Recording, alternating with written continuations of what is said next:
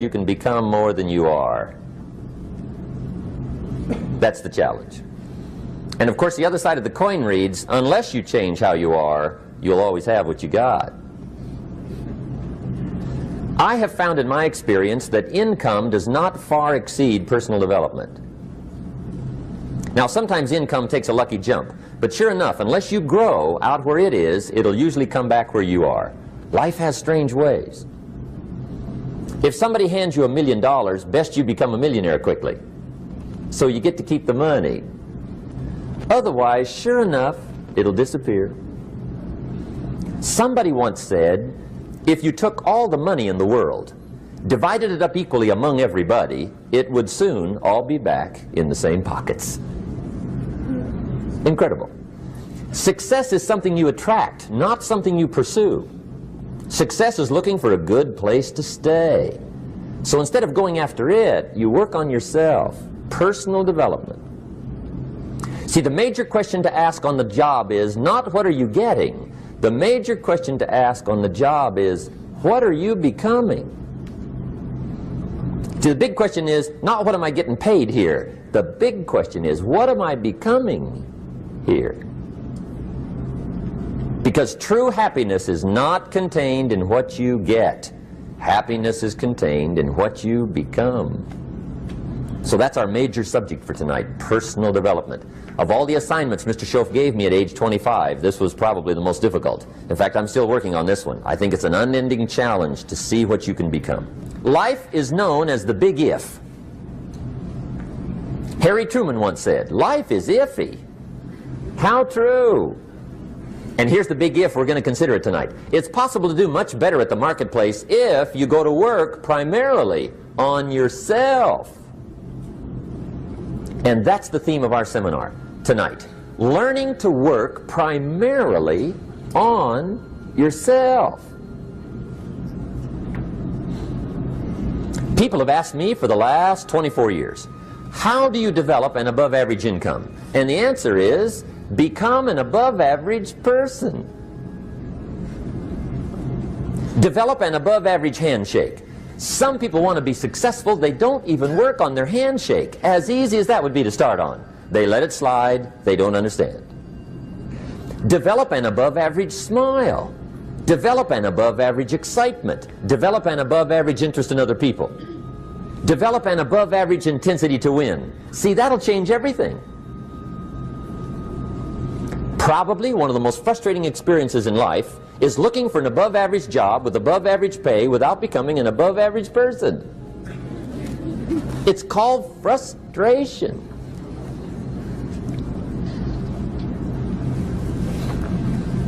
And Mr. Shoaff gave me probably the greatest clue he gave me when I first met him. He said, Jim, if you want to be wealthy and happy the rest of your life, just learn this lesson well. He said, learn to work harder on yourself than you do on your job.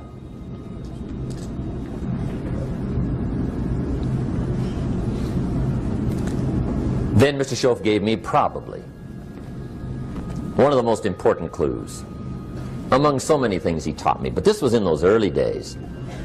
Mr. Shoaff was very kind, but he was also very abrupt. And he had these interesting questions to ask.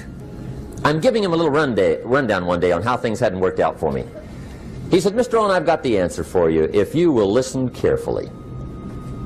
And listen carefully I did that day and for the next 5 years. If somebody's wealthy and happy, you gotta listen. He said, Jim, I've only known you a short time. But he said, it's already my honest opinion that for things to change for you, you got to change. That wasn't quite the answer I was looking for. But that's the answer he gave me, and I pass it along to you on this warm summer evening in Anaheim, California, 1981. For things to change for you, you've got to change. Otherwise, it isn't going to change. Before I met Mr. Shoaff, I used to say, I sure hope things will change. Right? That seemed to be my only hope. If it isn't going to change, I'm in serious trouble. And then I discovered it isn't going to change, so I'm in serious trouble.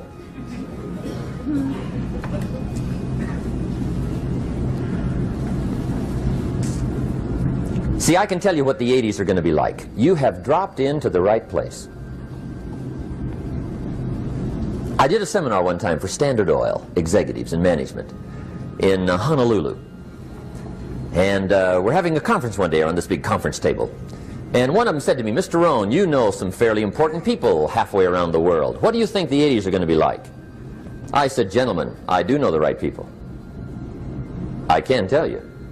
So they all listened very carefully. And I said, gentlemen, based on my wide experience, I can really honestly say to you, in my opinion, in the 80s, it's going to be about like it's always been. Aren't you glad you came? That's inside. I don't pass that around just everywhere. Now, of course, I said that to make a point, but I also said it because it's accurate. It's going to be about like it's always been. It isn't going to change. The tide comes in, and then what? It goes out. For 6,500 years that we know of, recorded history, and probably long before that. So it is not going to change. It gets light, and then what? It turns dark. 6,500 years. See, it's not likely to change. And we're not to be startled by that. If the sun goes down, the guy says, what's happened, what's happened? It means he hasn't been here long, I guess, right? It always goes down about this time. The guy says, well, I don't like that arrangement. Well, you got to talk to somebody besides me, right? It gets light, then it turns dark. In rotation, the next season after fall is what? Winter. Pray tell, how often does winter follow fall?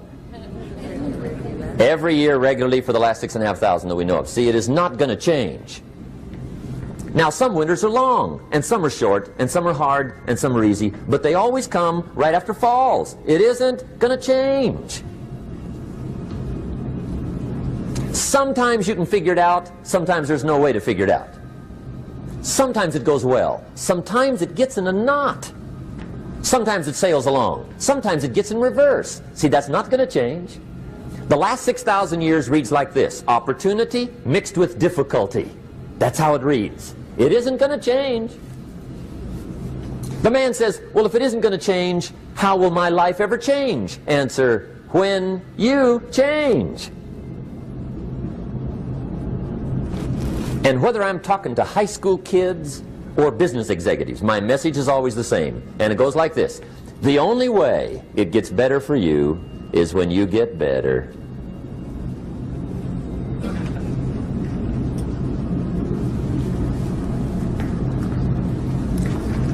Let me give you the 4 major lessons in life to learn. Here's 4 majors.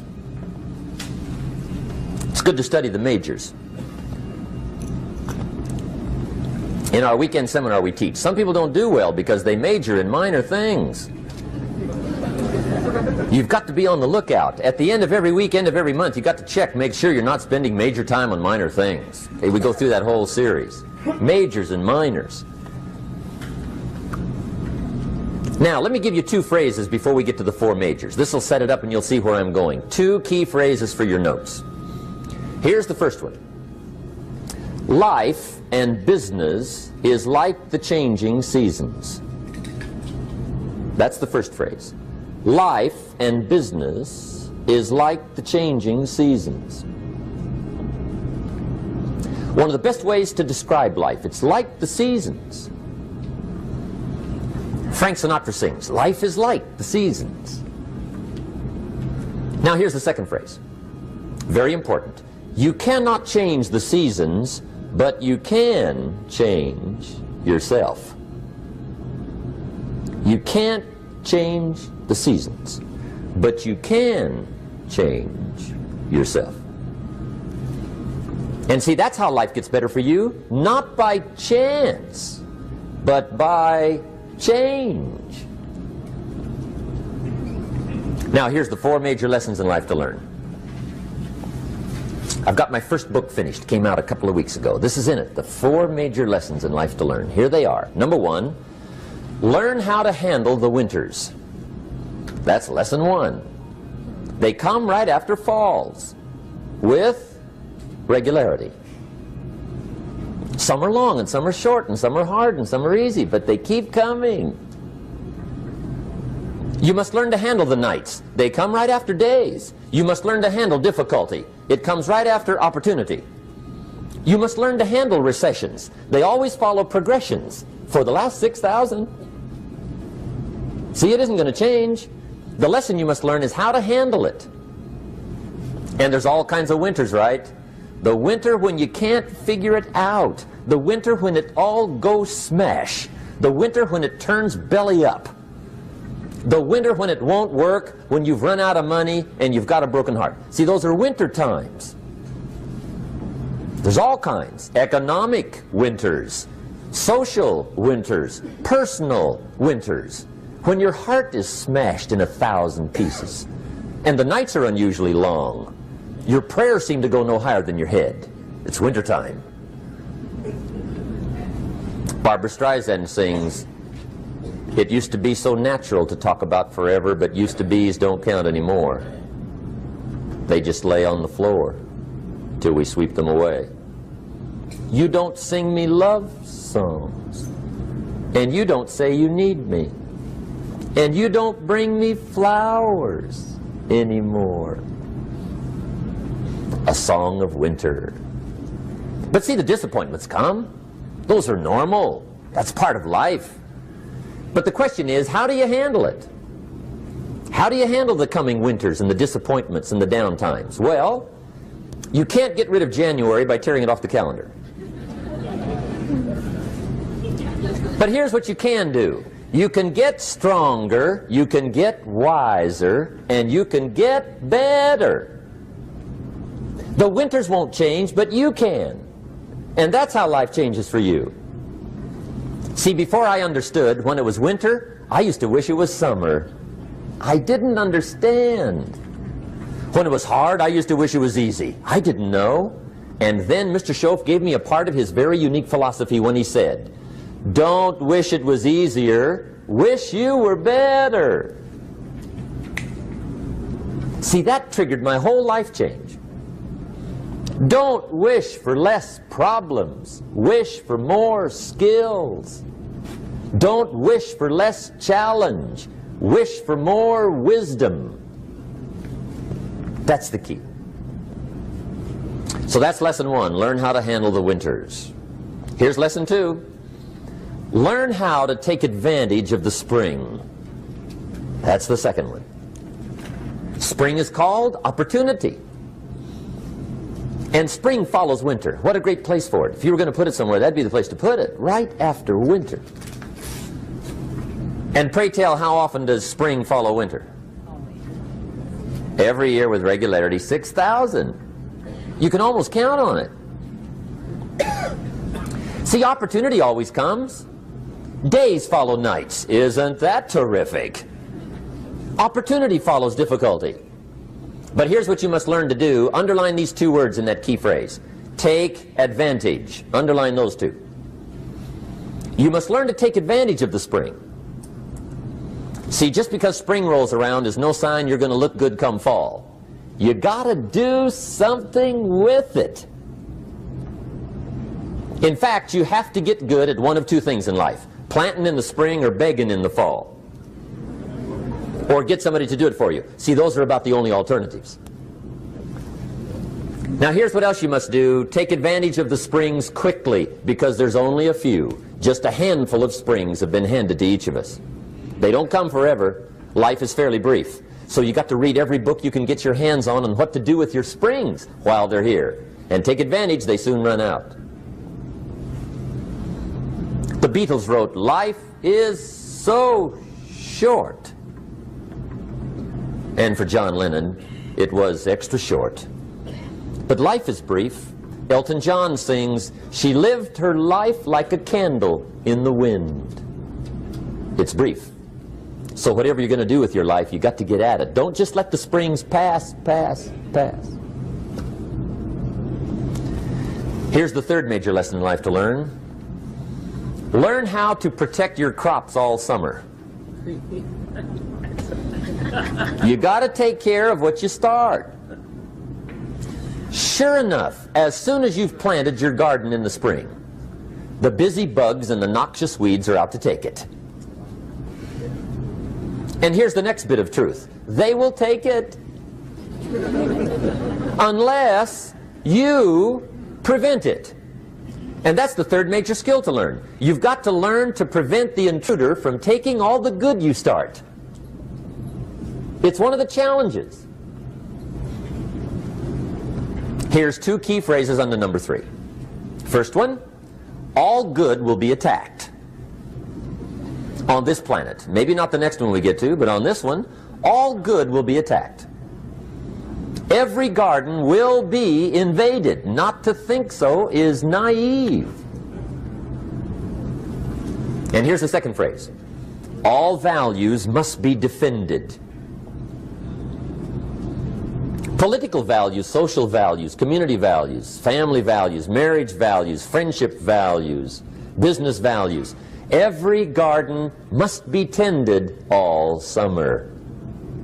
Third major lesson. Now here's number 4. Fourth major lesson in life to learn. Learn how to reap in the fall without complaint. Learn to reap come harvest time without complaint.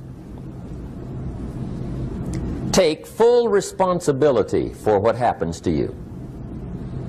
It's one of the highest forms of human maturity, accepting full responsibility. It's the day you know you've passed from childhood to adulthood, the day you accept full responsibility. And another note. Learn to reap in the fall without apology. Without apology if you do well, and without complaint if you don't. That's maturity. I used to have that long list of reasons why I wasn't doing well. To explain. You got to explain, right? Otherwise you're going to look bad. I used to have this funny list called Reasons for Not Looking Good.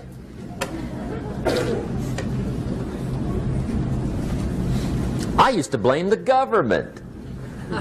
I mean, you can believe that or not. It was at the top of my list. I had a lecture second to none. The government. That was on my list. I used to blame taxes. Look what you got left after they take everything. And they expect you to do well. That was on my list there. Prices, that one's easy, right? You walk into the supermarket with $20, come out with a little half bag. So I had that on my list. I used to blame the weather. I blamed the traffic. I used to blame my car. I blamed the manufacturers. I used to blame the company. I blamed company policy. I used to blame the training program. I blame my negative relatives. They were always putting me down. I blame my cynical neighbors. They're just selfish, looking out for themselves. Won't loan you money? They were on my list.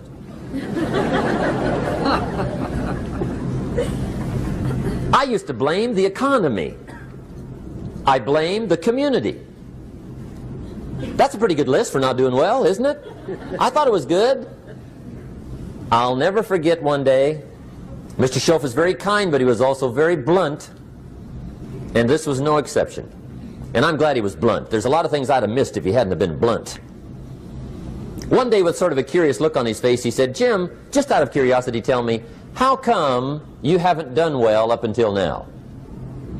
Excellent question. I thought, well, so I won't look too bad, I'll go through my list. And this list I just gave you, I put that on him. And he was very patient. He let me go through the whole thing, the government, the weather. I went through this whole thing. When I finished, he looked my list over very carefully. He said, "Mr. Rohn, big problem with your list. You ain't on it." How brilliant.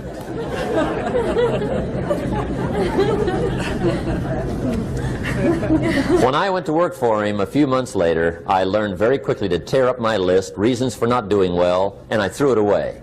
And I got me a fresh piece of paper. and I put one word on it. Me. There's a Black Heritage spiritual that says it's not my mother nor my father, nor my brother nor my sister, but it's me, oh Lord, standing in the need of prayer. See, I used to blame everything outside. And then let me give you a little philosophy that helped turn my life around. For your notes, here it is. It's not what happens that determines the quality or the quantity of your life. It's not what happens. And the reason is because what happens happens to about everybody. No different. The sun went down on all of us last night. A common event, a happening. And I found out that the same things can happen to two different people. One gets rich and one stays poor. Why is that? It's because it's not what happens, but rather it's what you do that changes everything.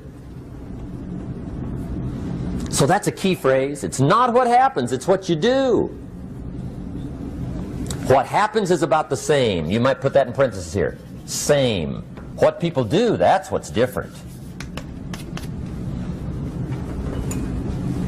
Anything can happen, right? Everything can happen. I've heard all the stories. I've been one of the stories. Hey, we could all tell stories all night long, right? Happenings. Anything can happen. Have you heard of Murphy's Laws? Anybody here heard of Murphy's Laws? Okay, most of you have. Murph had these laws. One of them was, if anything can go wrong, it will. That's one of Murphy's Laws. He was not one of the great positive speakers of the day. But anyway, it's still true though, right? Anything can go wrong, everything can go wrong. For sure. I've fallen out of the sky so many times. Once to the tune of a couple of million. Devastating. Took me a while to survive that one. Now, it wasn't all that much, but it was all I had. Right? I mean, that's when it's much, right? When it's all you got.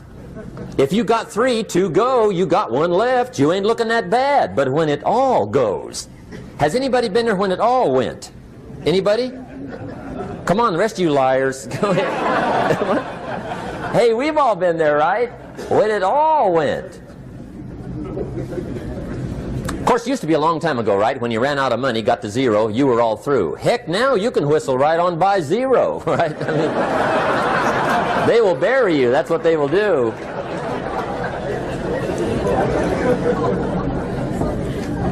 But see, those are the happenings, right? Everything can happen. Anything can happen. But it's not the happenings. It's what you do about it. Somebody says, yeah, but you don't understand the disappointments I've had. Come on. Everybody's had their share. Disappointments are not special gifts reserved for the poor. Everybody has them. The difference is what you do about them. It's not the weather. I used to blame the weather, and I discovered it rains on the rich. So see, that won't help. 2 men wake up one morning, there's a rainstorm on. One of them looks out his window, sees the rainstorm, and he says, wow, what a storm. With weather like this, they can't expect you to go out and make sales. He stays home. Same morning, the other guy looks out his window, sees the same storm, says, wow, what a storm. But he says, you know what, with weather like this, what a great day to go out and make sales. Most everybody will probably be home, especially the salesman.